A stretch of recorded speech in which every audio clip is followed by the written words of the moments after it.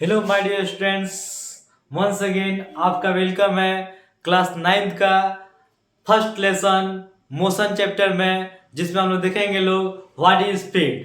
तो आइए कॉन्सेप्ट लेते हैं स्पीड का।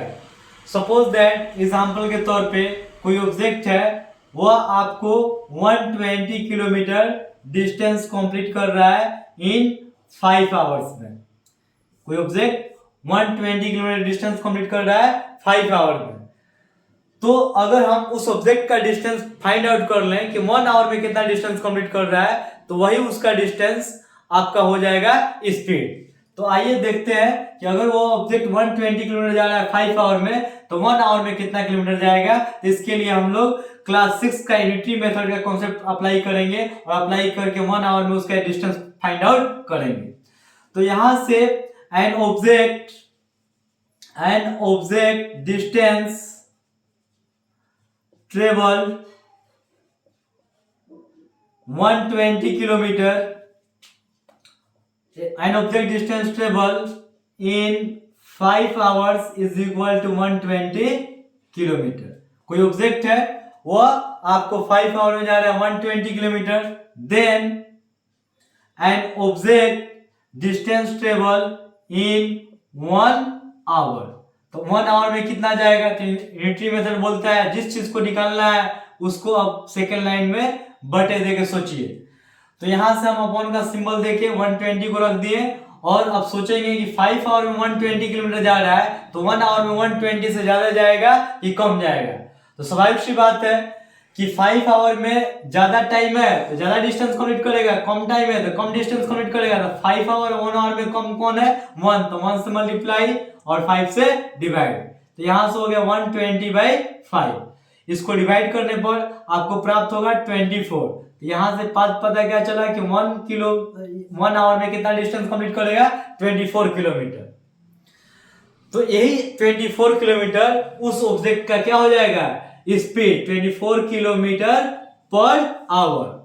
कैसे, तो अगर वह बंदा 120 किलोमीटर जा रहा है 5 आवर में और हम लोग का 1 आवर में कितना निकला 24 किलोमीटर, तो यानी कि वह फर्स्ट आवर में जाएगा 24 किलोमीटर, सेकेंड आवर में भी जाएगा वह 24 किलोमीटर, थर्ड आवर में भी जाएगा वह 24 किलोमीटर, फोर्थ आवर में भी जाएगा वह 24 किलोमीटर और फिफ्थ आवर में भी जाएगा वह 24 किलोमीटर।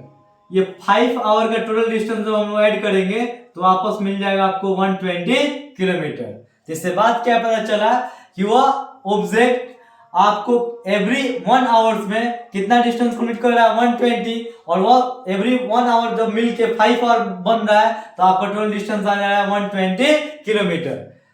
तो यहां से कॉन्सेप्ट निकल के आएगा आपका डिफिनेशन ऑफ स्पीड।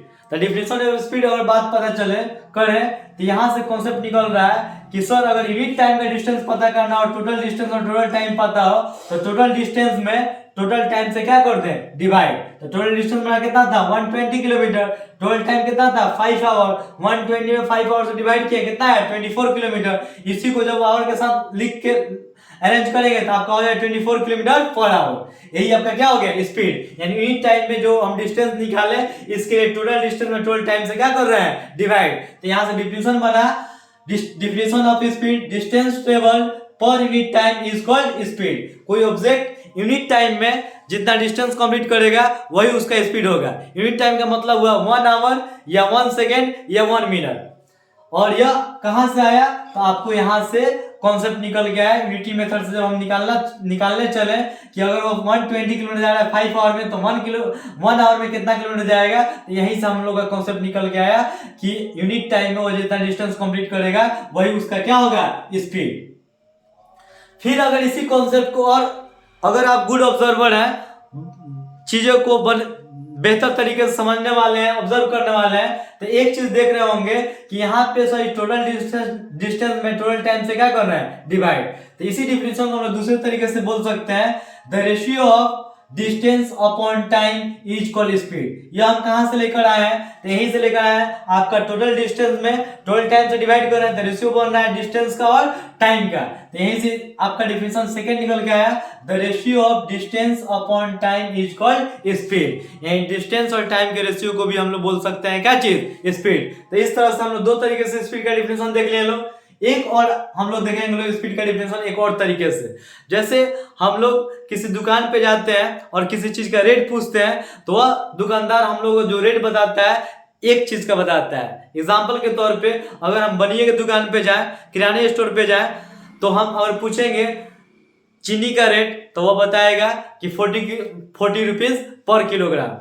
यानी कि अगर 1 किलो वह रेट बताएगा तो 1 किलोग्राम का बताएगा। उसी तरह से अगर हम कपड़े की दुकान पे जाएं, पूछ दे कैसे रुपये मीटर कपड़ा है, तो वह बताएगा 200 रुपये प्रति मीटर कपड़ा है, चाहे 300 रुपये प्रति मीटर कपड़ा है, यानी कि वह 1 मीटर का बताएगा दाम। उसी तरह से आप पेट्रोल पंप पे पेट्रोल भराने जाइए, पूछे कैसे रुपये लीटर पेट्रोल है, तो 1 लीटर का बताएगा 110 रुपये प्रति लीटर है, चाहे 120 रुपये प्रति लीटर है। मतलब क्या हुआ, रेट का मतलब हुआ कि यूनिट चीज का क्या करना है, वैल्यू बताना। तो ठीक उसी कॉन्सेप्ट को जब अगर हम डिफिनेशन में लेकर आएंगे, रेट का मतलब हो, अगर हम समझ गए कि रेट का मतलब होता है यूनिट चीज, एक चीज, एकांक चीज, तो उसी को अगर डिफिनेशन में हम फिर होना चाहे तो हम बोल सकते हैं the rate of change of distance is called speed. मतलब क्या हुआ कि आपका रेट का मतलब है यूनिट टाइम, यूनिट यानी यूनिट टाइम में, यानी कि 1 आवर में, 1 मिनट में, 1 सेकेंड में जितना आपके डिस्टेंस में चेंजिंग आएगा वही आपका कहलाता है क्या चीज, स्पीड। तो इस तरह से हम लोग 3 डिफिनेशन देखें स्पीड का।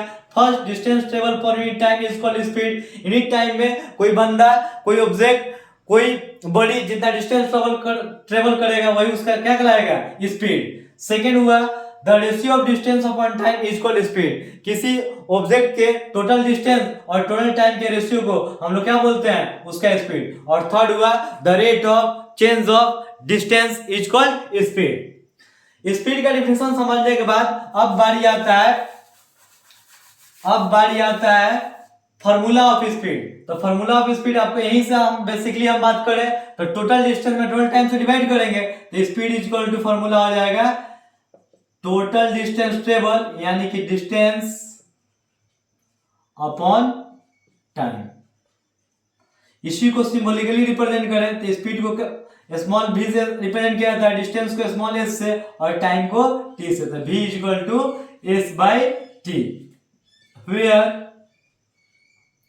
v is equal to speed, s is equal to distance, t is equal to time.